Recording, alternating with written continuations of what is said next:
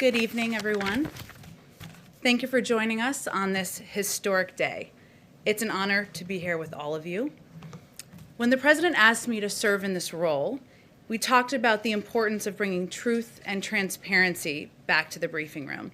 And he asked me to ensure we are communicating about the policies across the Biden-Harris administration and the work his team is doing every single day on behalf of all American people.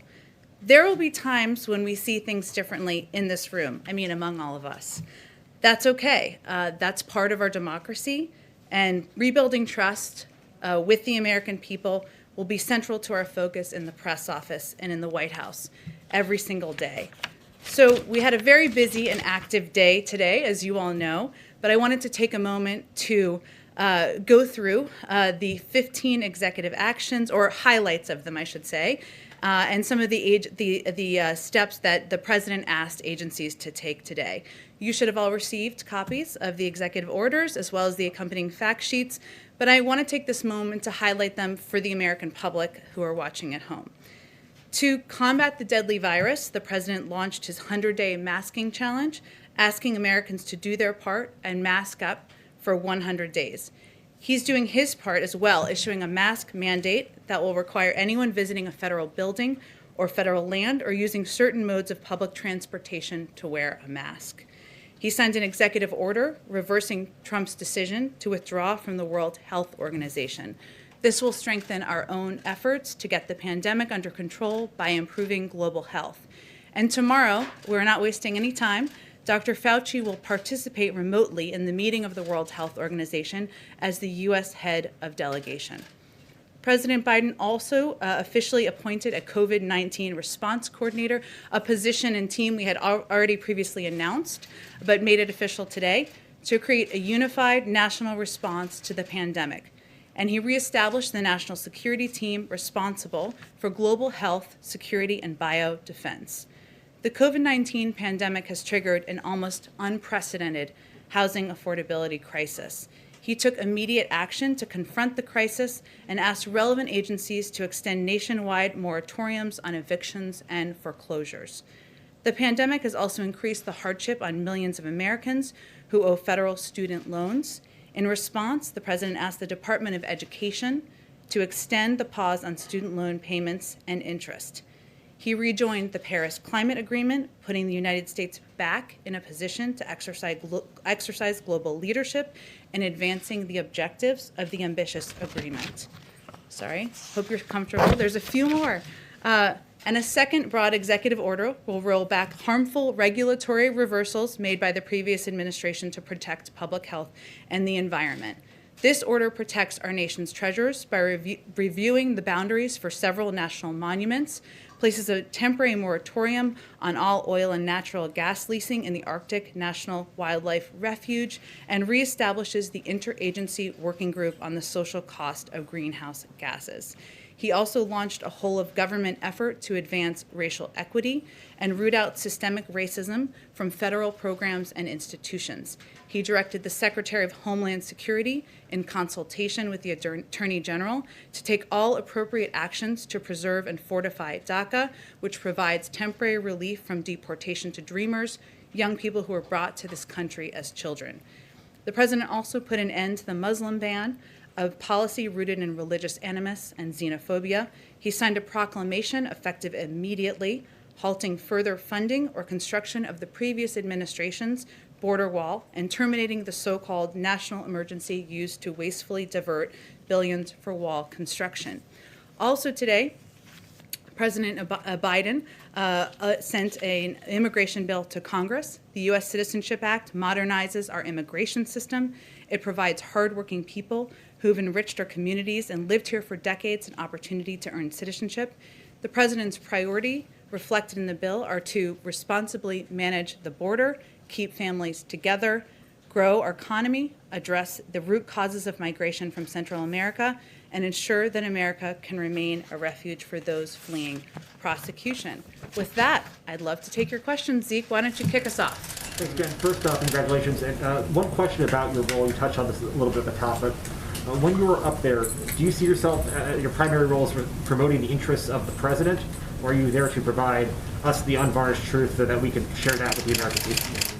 Well, let me first say, Zeke, that I come to this podium having served both in the White House and at the State Department as the spokesperson there. And I traveled the world on trips to promote democracy, where I saw the power of the United States and, of course, the power of this podium and the power of truth and the importance of setting an example of engagement and transparency. So I will just state, because you gave me the opportunity, I have deep respect for the role of a free and independent press in our democracy and for the role all of you play. As I noted earlier, there will be moments when we disagree, and there will certainly be days where we disagree for extensive parts of the briefing even perhaps, but we have a common goal, which is sharing accurate information with the American people. If the president were standing here with me today, he would say he works for the American people. I work for him, so I also work for the American people. But his objective and his commitment is to bring transparency and truth back to government, to share the truth even when it's hard to hear. And that's something that I hope to deliver on in this role as well. And then just one substantive one, so we're short on time. When will President Biden begin making some foreign leader calls? Who's on that initial list? And during the transition, he didn't speak with President Putin. Does he plan on doing that? And is he going to discuss retaliation for the SolarWinds hack on the federal government? Sure. Let me try to get to those. And I'll just note, since Zeke mentioned it, I know some of you have to get to another event this evening because we're not fully done with the day. So we will have longer briefings in the future, but we'll try to get to as many questions as possible. So his first call, foreign leader call, will be on Friday with Prime Minister Trudeau. I expect they will certainly discuss the important relationship with Canada, as well as his decision on the Keystone Pipeline that we announced today. I don't have any plans or any plans to read out for you in terms of a call with President Putin. I will note for you that I would expect his early calls will be with partners and allies. He feels it's important to rebuild those relationships and to address the challenges and threats we're facing in the world. On SolarWinds, we've spoken about this previously a bit prior to his inauguration, I should say, today. We are, of course, we reserve the right to respond at a time and a manner of our choosing to any cyber attack. But our team is, of course, just getting on the ground today. They're just getting onto their computers, so I don't have anything to read out for you or to preview for you at this point in time. Peter, go ahead. Jen, I have a question for you on policy. First, a quick housekeeping question. A short time ago, President Biden said that he received a very generous letter from President Trump. Of course, he said it was private. He said, "I will not talk about it until I talk to him." Is President Biden planning to call now former President Trump? And is this White House working in any way to try to put the two in touch? Well, I think, Peter, that was a reflection of President Biden's view, and I was with him when he was reading the letter in the Oval Office right before he signed the executive actions, was that this is a letter that was private, as he said to you all. It was both generous and gracious, and it was just a reflection of him not planning to release the letter unilaterally, but I wouldn't take it as an indication of a pending call with the former president. Let me ask you on policy, if I can, quickly. You talk, obviously, your role is sort of in terms of delivering the best information to the American people on behalf of this White House. The battle for truth may be as tough a fight right now as is the battle against coronavirus. How do you and President Biden plan to combat disinformation that in many ways led to that assault we witnessed 2 weeks ago today on the Capitol? Well, I think, Peter, there are a number of ways to combat misinformation. One of them is accurate information and truth and data and sharing information even when it is hard to hear and even when it is not meeting the expectations of people at home who are desperate for this crisis to be over. We'll have more to share with you in the next few days, hopefully before the weekend, but what we plan to do is not just return these daily briefings Monday through Friday, not Saturdays and Sundays, I'm not a monster, but also to return briefings with our health officials and public health officials. We want to do those regularly in a dependable way with data shared with all of you and with the public, so that they can also track progress we're making on getting the pandemic under control. As it relates to the cabinet, if I can quickly, we know President Biden's beginning without a single member of his cabinet confirmed. What is your understanding on how quickly those confirmations will happen, and when should we expect additional nominations and ambassadorships to be announced? Well, Peter, the desire to get his cabinet in place and get his team confirmed is front and center for the president. It is an issue, a topic he discussed with members of Congress from both the Republican and Democratic Party today during the course of the day and the course of events. I think as we were coming out here, Avril Haines should be on her way to confirmation. I don't know if it's officially happened yet, but she's on her way. We have prioritized getting our national security team in place, given the crisis we're facing, given the importance of keeping the American people safe at this time. But we are eager for those to move forward quickly in the coming days. Ideally tomorrow, by Friday, we'd like to move them quickly. It's something that he is raising in his conversations, as we all are with members of Congress and their teams. Thank you. Thank you. Karen. Jen, has President Biden invited congressional leaders to sit down and talk about the COVID relief measure that he introduced? Well, he has been discussing the COVID relief measures, the entire package that has, as you know, unemployment insurance. It has relief and assistance for the American people. It also has money to reopen schools, which I know as a mother impacts all of us. But he has been discussing that with Democrats and Republicans since long before he was sworn in today. Today was a day where he had conversations about working together in terms of getting his team in place, on his agenda moving forward. But I expect he will be picking up the phone in the coming days and having more of those conversations. In terms of when he will meet in person, I will say soon, and we hope to have more of an update on that for you soon as well. Do you expect him to play in those negotiations? There was a lot of comments today about his familiarity with the Senate. How involved will he be in that process? He will be quite involved. There is the issue that he wakes up every day focused on is getting the pandemic under control. The issue he goes to bed every night focused on is getting the pandemic under control. This package is a pivotal step to doing that, and it has assistance for the American people to make that bridge financially. It also has essential funding for vaccine distribution. He will be very involved. He will not be the only one. We have a whole team here of senior staff, of course, but as you noted, he is not a stranger to the Senate. He served there for 36 years. Many of these people, many of the members on both sides of the aisle he served with over that time, and I expect he will be quite involved in the process.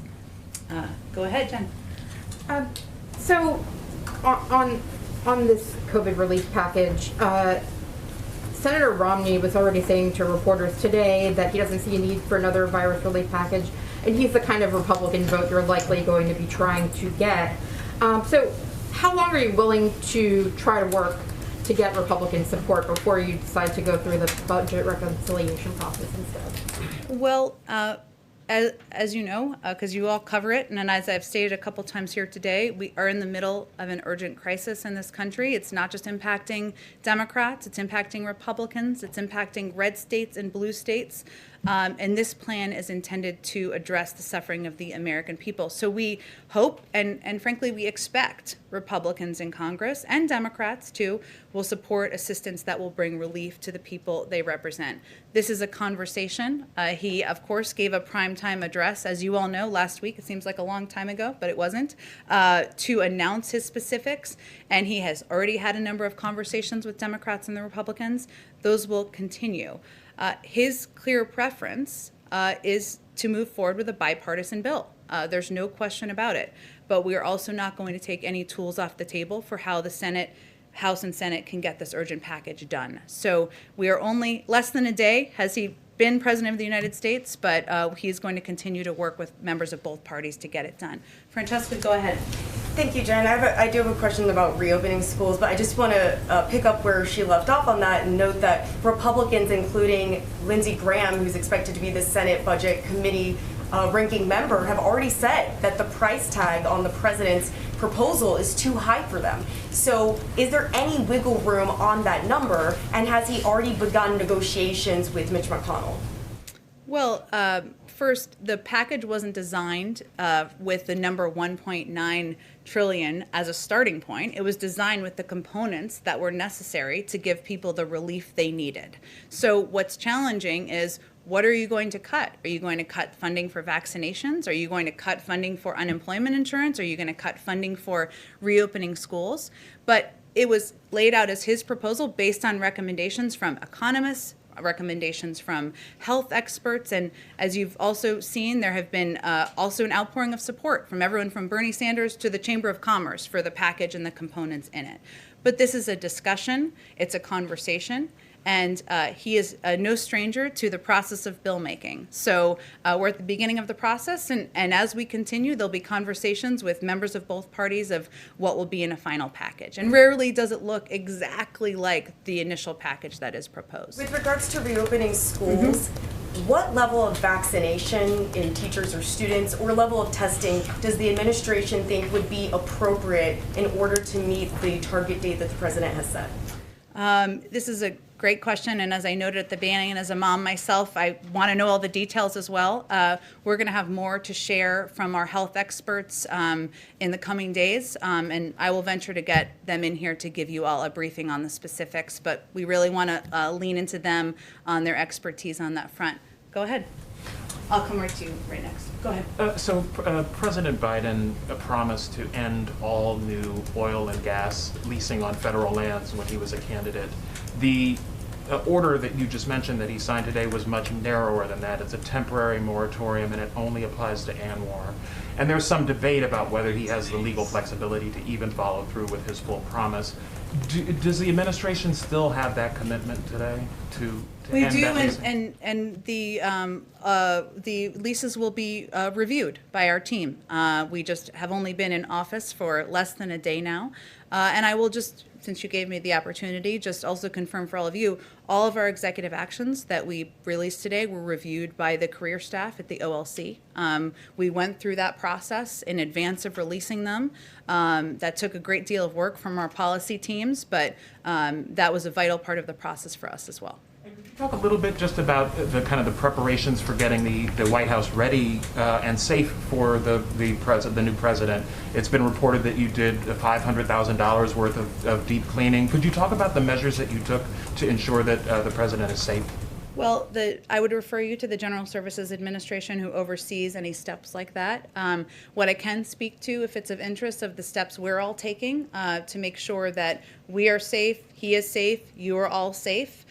Those include daily testing when we're in the White House. It includes wearing N95 masks. I wore it out, of course, here today, and will continue to do that.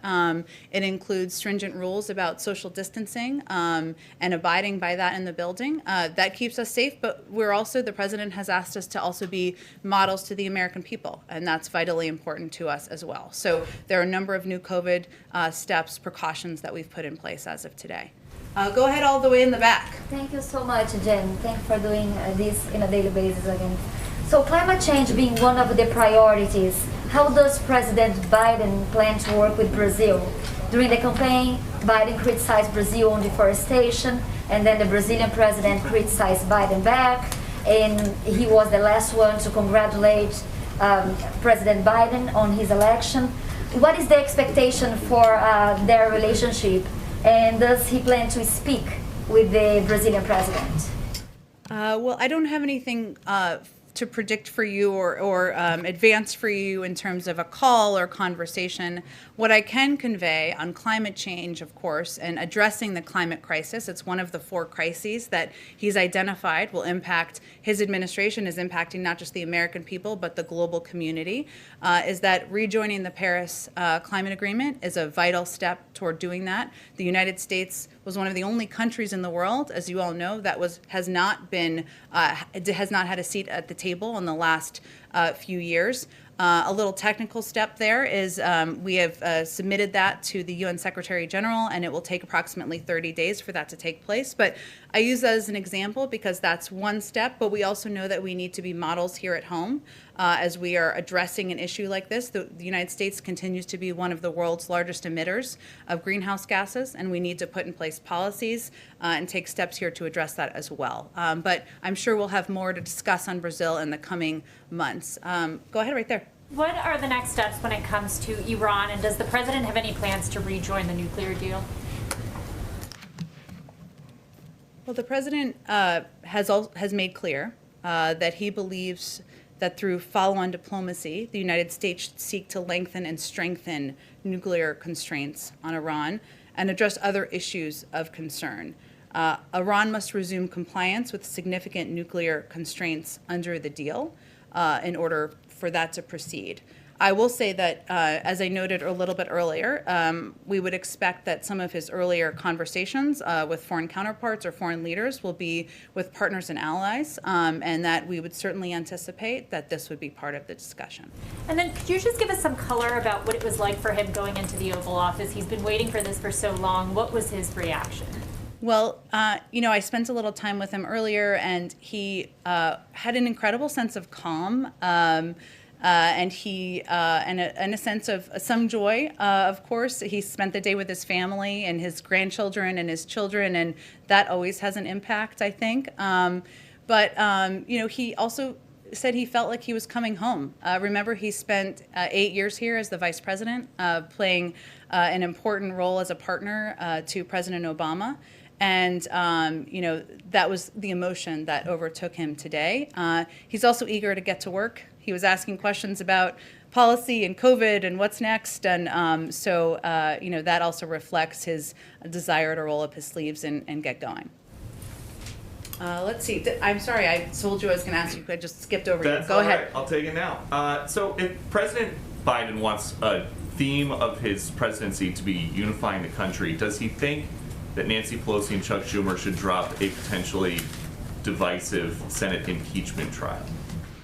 Well, he spoke today, as you all saw, about unity in his inaugural address and the importance of unity in bringing the country together, and the resolve of the American people in helping to get through this moment.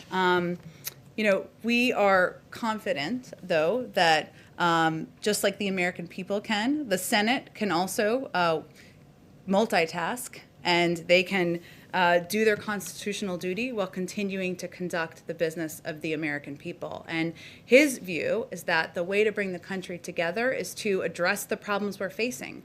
And so that means getting this COVID relief package through, having Democrats and Republicans take a serious look at that and have conversations with each other about how to move it forward. And he's going to leave the mechanics, the timing, and the specifics of how Congress moves forward on impeachment to them. And a quick follow-up. On President Trump's inauguration day, he filed paperwork to run for re-election, same day. Does President Biden have any plans to do that today, late, or in the coming days? I will say, having talked to him today, his focus is not on politics. It is on getting to work and solving the problems of the American people. And as he noted on the campaign, he will wait until sometime into his first term to speak more about his political plans moving forward. Go ahead. Yeah, thank you, Jen. The president pledged today to repair alliances. Has he planned his first foreign trip yet? Well, we're only 7 hours in here. You're ready for the foreign trip. I'm ready too. I don't have any details on a foreign trip to lay out for you at this point in time. Hopefully we will at some point in time. Go ahead all the way in the back. Yeah, hi. Congratulations on your new position. Owen Jensen with EWTN Global Catholic Network. Two big concerns for pro-life Americans. The Hyde Amendment, which of course keeps taxpayer dollars, as you know, from paying for abortions, Medicaid abortions, and the Mexico City policy, which under the previous administration they expanded to keep tax dollars from overseas paying for abortions. So what is President Biden planning on doing on those two items right now? Well, I think we'll have more to say on the Mexico City policy in the coming days. But I will just take the opportunity to remind all of you that he is a devout Catholic and somebody who attends church regularly. He started his day attending church with his family this morning, but I don't have anything more for you on that. Go ahead. Yeah, as president-elect, he talked about the possibilities of using the Defense Production Act to ramp up the production of vaccines. Having looked at more data, does he still feel that's necessary? Was that included, for example, in anything that he signed today? We'll stay tuned. We'll do this again tomorrow, and there may be more specifics to share on plans on COVID tomorrow. I expect there will be, including more details on the Defense Production Act. He absolutely remains committed to invoking the Defense Production Act in order to get the supply and the materials needed to get the vaccine out to Americans across the country, and remains committed to his goal of getting 100 million shots in the arms of Americans in the first 100 days. Go ahead. Thank you very much. The President talked movingly about unity today, and I've heard from people who say, well, that's just talk. They want to know what action they're going to see to show that kind of unity. Peter mentioned impeachment. Right? Can you tell us what kind of action we can expect to see that will assure people that he wants to reach out to people who voted for him and people who did not? Sure. Well, first, I think anybody who has covered President Biden for some time or worked for him or spent time with him knows that he is somebody who always sees the optimistic side of working with people who may disagree with him, people across the aisle, and that has long been his commitment and desire through his many decades in public service. So his own history tells you how committed he is. But, part of it is his words, which he shared today with the American public on quite a big stage. Also his actions. He has reached out to not just Democratic members of Congress, but also Republicans. Not just Democratic governors, but also Republicans. Not just Democratic mayors, but also Republicans. And he said today in his speech, the biggest platform most presidents have through the course of their presidency, that he will govern for all Americans. And, that, of course, has to be backed up by actions, as you conveyed. But he's going to venture to do that in every policy he pursues, every engagement he has, because he feels if we can come together, we'll be a stronger country. Go ahead. Jen, will we see a death penalty moratorium under this administration? The president, as you know, has stated his opposition to the death penalty in the past. That remains his view. I don't have anything more for you in terms of future actions or mechanisms, though. I'll circle back if there's more I can share with you. On a lighter note, will he keep Donald Trump's Air Force One color scheme change? This is such a good question. I have not had the opportunity to dig into that today, given the number of executive actions, orders, the inauguration, a few things happening. I will venture to get you an answer on that, and maybe we can talk about it in here tomorrow. Jen, just one quick one before we let you go. Just follow up on Peter's question. Does President Biden believe that President Trump needs to be held accountable for the Capitol insurrection a couple of weeks ago? And does that accountability require that President Trump be barred from holding future federal office? Well, Zeke, he has spoken very firmly and fiercely, publicly, about his views of the horrific events on January 6th. And he has also, of course, spoken with members of Congress about that, as you all know. But he is going to leave it to members of Congress to carry out their constitutional duty and determine what the path forward is and what the mechanisms are going to be, what the process will be, and what the timeline will be. Certainly, he ran against Donald Trump because he did not think he was fit to serve in office long before the events of January 6th. He is here today because he decided to run against him, but we're focusing on moving forward. We're focusing on addressing the issues facing the American public, and as you know, that means we're focused on our COVID package.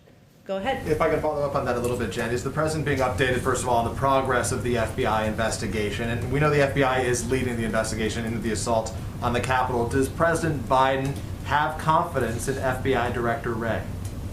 Well, Peter, as you noted, there's an ongoing investigation, which we certainly support. I'm not sure that he has received an update today on anything about the investigation, but we certainly support those ongoing, and we will, I'm sure, be receiving updates in the days ahead. Does he have confidence in the FBI Director? I think I have not spoken with him about specifically FBI Director Wray in recent days, Peter, but I'll circle back with you if there's more to convey.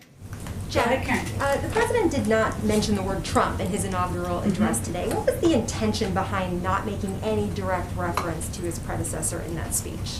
Well, I think the intention was to make the speech not about any individual, elected official, any current president, former president, but make it about the American people and the moment we're facing in history right now, the the struggles that millions of Americans are facing who don't have jobs, the fear people have about the health of their grandparents and their cousins and their brothers, and to make it more about the strength of the American people when they come together, and not about any individual. But as you saw in his speech, it was forward-looking. It was not meant to look back on the past. Go ahead. How does President Biden plan to recover the United States image around the world, and what is his priority globally? Well, his priority is first rebuilding our partnerships and alliances around the world and regaining America's seat at the global table. And you can see that is evidenced in his rejoining the Paris Climate Agreement, rejoining the World Health Organization, his plans to engage with partners and allies and work together to address many of the threats and issues we're facing around the world. But I think that is what you will see as his focus in the weeks ahead. Thank you, Jen. Thank you, Zeke. Thanks, Jen. Thank you, everyone. Let's do this again tomorrow. Thank you, Jen.